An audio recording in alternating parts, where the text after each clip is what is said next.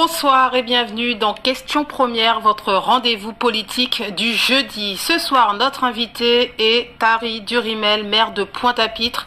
Avec lui, nous évoquerons bien évidemment la situation ô combien compliquée de la ville, tant sur le plan sanitaire que financier. Nous parlerons route du Rhum et il nous dira aussi où en sont les Verts aujourd'hui en Guadeloupe. Tari Durimel, bonsoir. Bonsoir. Alors, on vous a vu tout sourire lors de l'arrivée des premiers skippers. Êtes-vous un maire heureux, Tari Durimel? Absolument, je suis un maire heureux, un maire qui a beaucoup souffert ces 2 dernières années, autant que les Pointe-3 et beaucoup de Guadeloupéens. Et aujourd'hui, je vois poindre les premiers résultats de nos efforts, donc je suis heureux. Et voilà, une fête malheureusement entachée par le décès de 2 membres de l'organisation, malgré tout. Absolument, et effectivement, ces décès sont venus entacher l'éclat de la manifestation. Mais que voulez-vous, des fois, dans les meilleurs instants de bonheur, il y a aussi du malheur, donc je ne peux que souhaiter les plus sincères condoléances à la famille et compatir à la souffrance des autres membres de l'équipe qui, malgré tout, doivent mener à bien la mission jusqu'au bout. Voilà, malgré tout, la fête continue. Pointe-à-Pitre va donc vibrer au rythme de cette route du Rhum durant plusieurs jours, avec notamment un village aux 1001 saveurs installé place de la Victoire. Avant d'en parler plus longuement, je vous propose de revenir sur l'inauguration du village avec Jackie Massico et Olivier Duflou. Déjà la route du Rhum, savant mélange entre sport et business, triomphe à la place de la Victoire. Beaucoup de Pointe-3 en le Rhum amer. Le village inauguré aujourd'hui fait néanmoins figure d'aubaine pour quelques exposants. Le maire, lui, est dithyrambique et triomphant. À travers ce village qui se situe face à la Renaissance, qui est en train de renaître, eh bien c'est la Renaissance de Pointe-à-Pitre. Pointe-à-Pitre is back. Avec cela. En créant ce pôle d'attraction, nous allons attirer le plus de gens au centre-ville. Nous n'allons pas juste rester passifs. Nous allons permettre que des gens aient envie de venir à Pointe-à-Pitre quand cette place sera animée. Il y aura toutes les saveurs, il y aura des producteurs, il y aura des artisans. Donc sur ce village lui-même, il y aura des revenus, il y aura des ressources qui vont être créées. Et au-delà, le simple fait de venir à Pointe-à-Pitre, d'acheter un cornet de pistache, un sorbet, un bouquet, Pointe-à-Pitre vit et Pointe-à-Pitre rit. L'inauguration en grande pompe avec la chanteuse Winnie Kaona et la chorale de l'école Amédée Fingarol, tout un symbole, a été marquée par la signature d'une convention d'insertion entre la ville et EDF. Coïncidence ou pas, l'exécutif municipal se targue dans le même temps sur les réseaux sociaux d'avoir renoué la confiance, sensiblement amorcé le redressement des finances et milité pour l'amélioration des conditions de vie dans la cité pointoise. Pointe-à-Pitre is back, Tari Durimel. Absolument, on a tellement été recroquevillés sur nous-mêmes, tellement de confinement, tellement d'émeutes, tellement de souffrances. Et on a pendant longtemps que Pointe-à-Pitre aurait perdu sa place de phare de la Guadeloupe, de porte d'entrée du pays Guadeloupe. Et aujourd'hui, je pense que les gens venus de partout, de toutes les communes, des îles de la Caraïbe, sont heureux de trouver Pointe-à-Pitre illuminé, animé. C'est ce que nous allons tenter de garder comme image. Vous l'attendiez avec impatience, du coup, cette route du Rhum. Si vous voulez, depuis que nous sommes élus, nous savions que le premier challenge qu'on aurait assumé, ce serait celui de la route du Rhum. Et donc, ça ne s'est pas fait comme ça. Ce qui apparaît aujourd'hui sur la place au grand jour, c'est le travail de ces 2 années. Nous avons, pendant ces 2 années, essuyé les plâtres, fermé les vannes,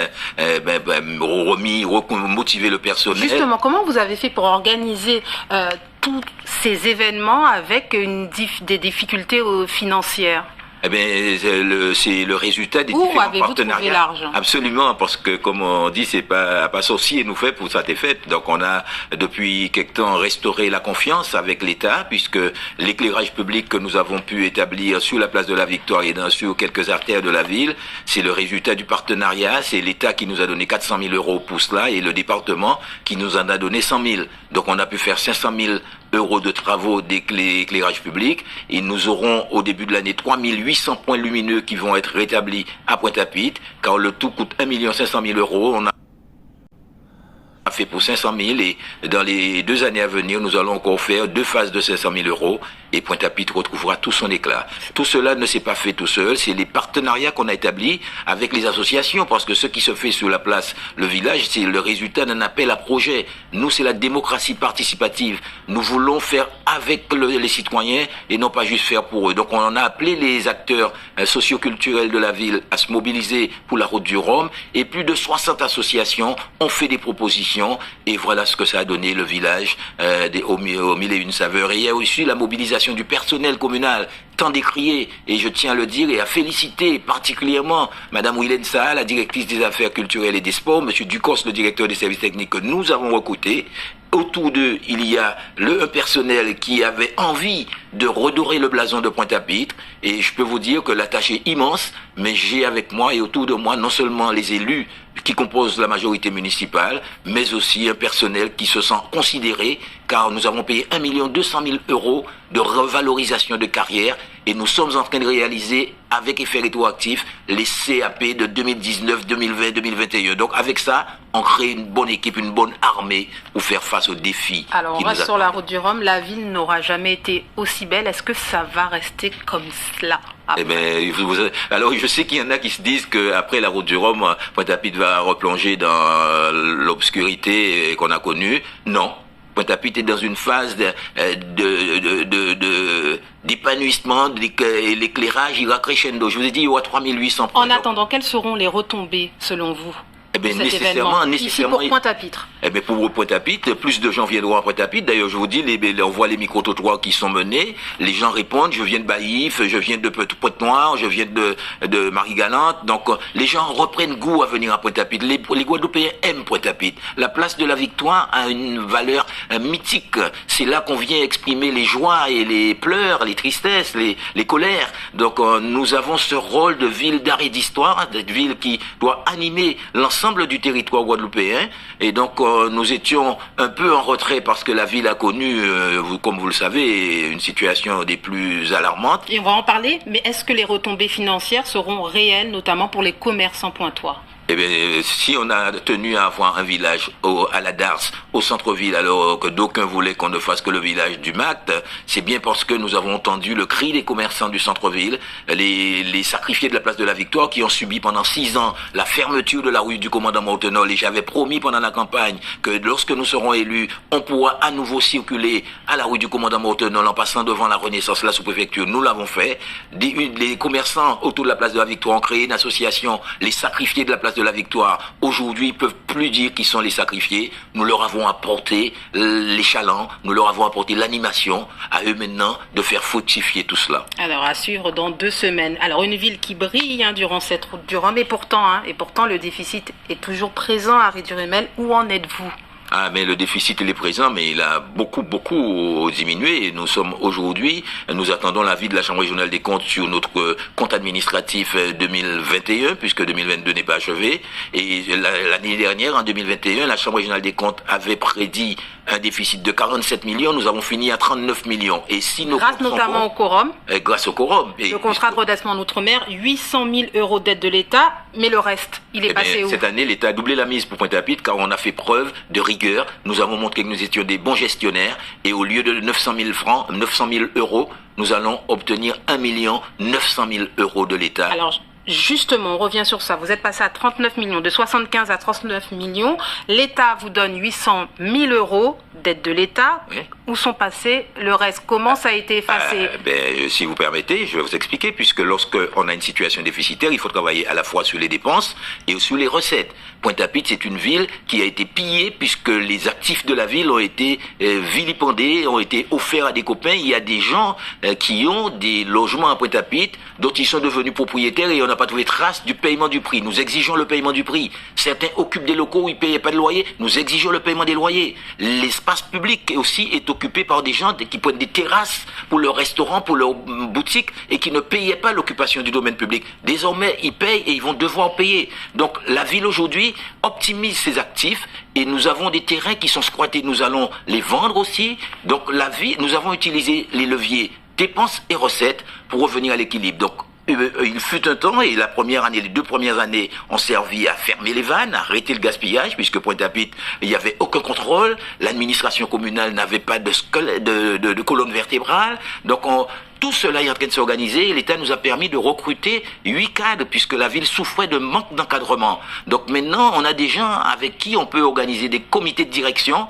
et programmer chaque semaine. Je vois venir aujourd'hui le temps où cette ville va fonctionner comme une vraie administration locale et tout cela sert à éponger le déficit. Alors, la rationalisation. Sur ce déficit, l'ancien maire Jacques Bangou assure que ce serait des dettes effacées par des jeux d'écriture. Vous lui répondez quoi? Alors, c'est bon, s'il savait si tant que ça gérer, pourquoi a-t-il démissionné plutôt que d'être évoqué? Et donc, moi, de leçon de gestion de la part de ce qu'il a fait, M. Bangou, à la ville de Pointe-à-Pitre, l'histoire retiendra que cette ville, sous sa mandature, a connu les pires moments. Il a gâché le travail de son père, monsieur le docteur Henri Bangou, pour qui j'ai beaucoup de respect. Donc, monsieur Jacques Bangou n'a aucune leçon à nous donner. Les écritures dont il parle, effectivement, il a préféré recruter sur des critères amicaux, sur le clientélisme. Nous avons recruté la compétence. Et grâce à l'expertise que l'État a mis à notre disposition, nous avons pu mobiliser des recettes qu'il n'a pas su mobiliser parce que ce qui se passait à Pointe-à-Pitre, c'est que lorsque des conventions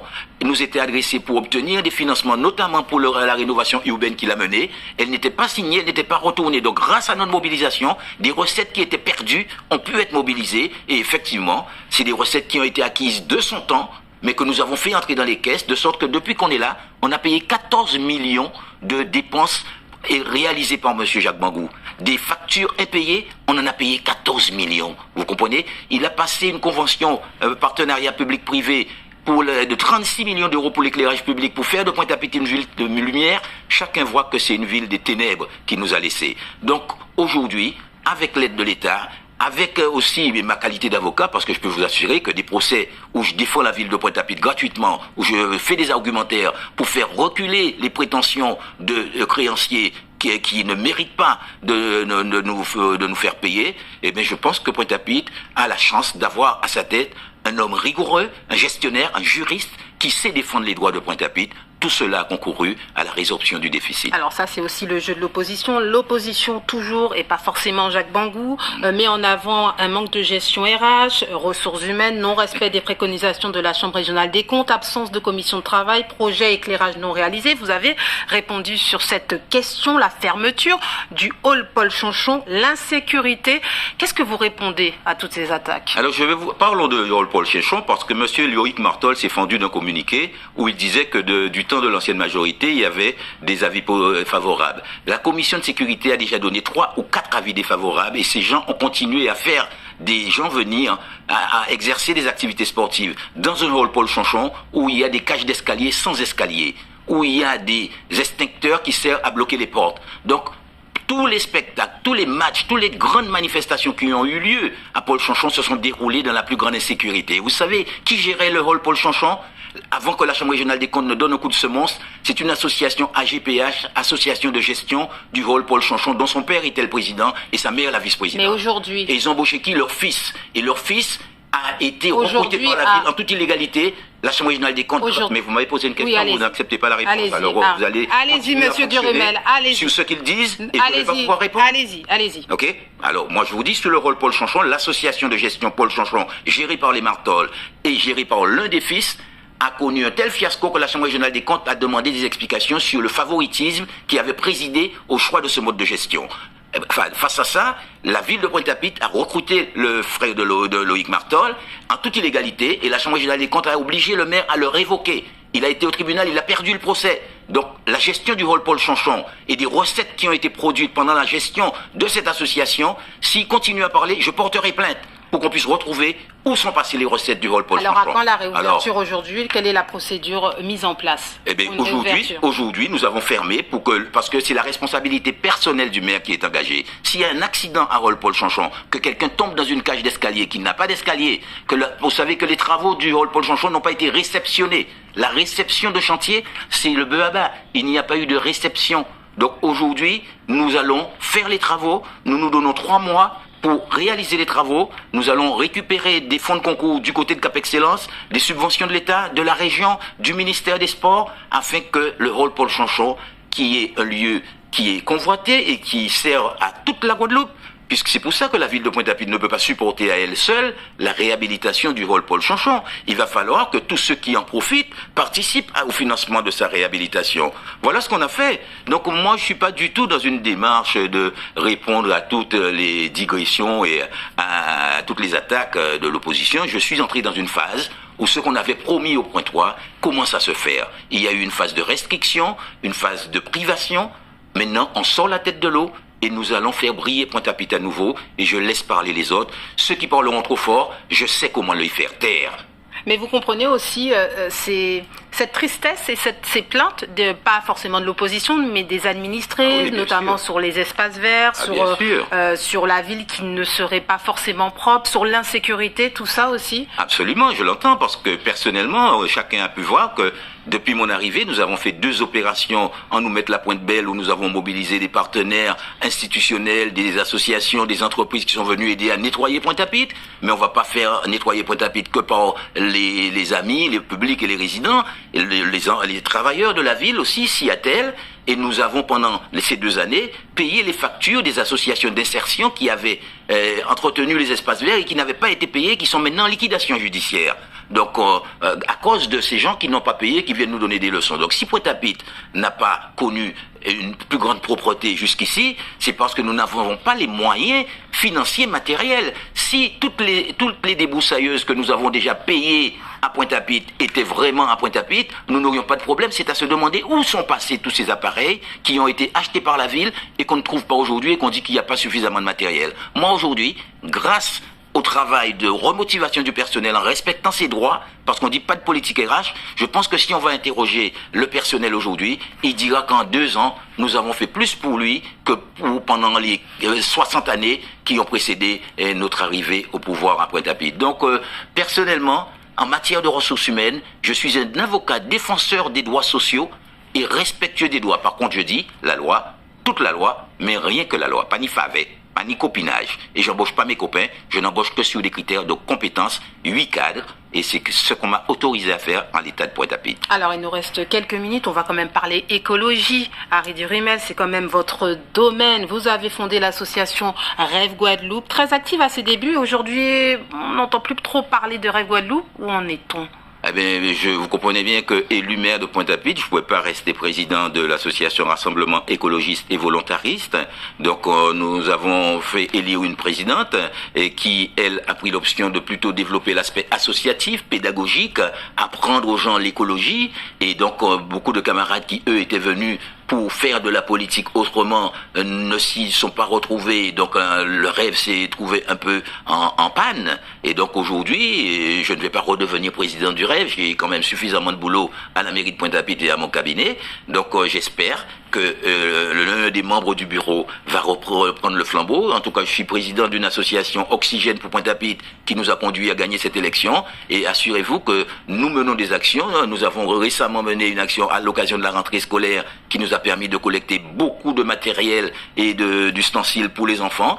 Donc je reste actif, je reste un écologiste. C'est mon ADN politique, c'est mon ADN tout court. Je suis un végétarien, je suis un vert et justement, comment pousser vos administrés à être acteurs au quotidien de la lutte contre le changement climatique dans une ville qu'ils voient forcément pas en bonne santé? Quels sont les leviers d'action des territoires et notamment de la ville de Pointe-à-Pitre vis-à-vis de l'urgence climatique? Chacun voit, on dit, c'est pas une sorte d'habitude qu'on continue à dire que cette ville est sale. Moi, je vois les employés de la ville m'en faire des photos des endroits qu'ils nettoient, comment ils nettoient. Je vois aussi les citoyens m'envoient des poches, m'envoyer des poches d'insalubrité créées par les citoyens. Donc, c'est par l'éducation populaire. L'écologie ne se décrète pas. Il va falloir que les citoyens eux-mêmes apprennent à respecter leur territoire, à le valoriser, à valoriser nos ressources naturelles, nos productions. Et la démocratie participative, c'est un pan de l'écologie. Faire avec les citoyens et pas pour eux seulement. C'était votre leitmotiv. C'était mon leitmotiv et il demeure mon leitmotiv. Voilà, le mot de la fin, Harry Durimel. Toujours pas de regrets? J'ai pas de regrets, j'ai entamé une mission qui est lourde, j'ai la conscience de son poids, mais je suis un homme déterminé, je suis honnête, je ne mets pas la main dans la caisse, je suis simplement engagé dans l'intérêt de Pointe-à-Pitre. J'ai avec moi une belle équipe municipale, une majorité cohérente et motivée, et c'est avec cette belle équipe, avec le personnel que je vais remotiver, que nous allons réussir à faire Pointe-à-Pitre et vraiment pouvoir dire que Pointe-à-Pitre is back. Voilà, vous êtes optimiste. Merci beaucoup, Harry Durimel, d'être venu répondre à nos questions. Merci à vous de nous avoir suivis. Restez avec nous. On se retrouve dans un instant en radio avec Pat Cancel dans Faut nous parler de ça. Excellente fin de soirée sur Guadeloupe la première. À bientôt.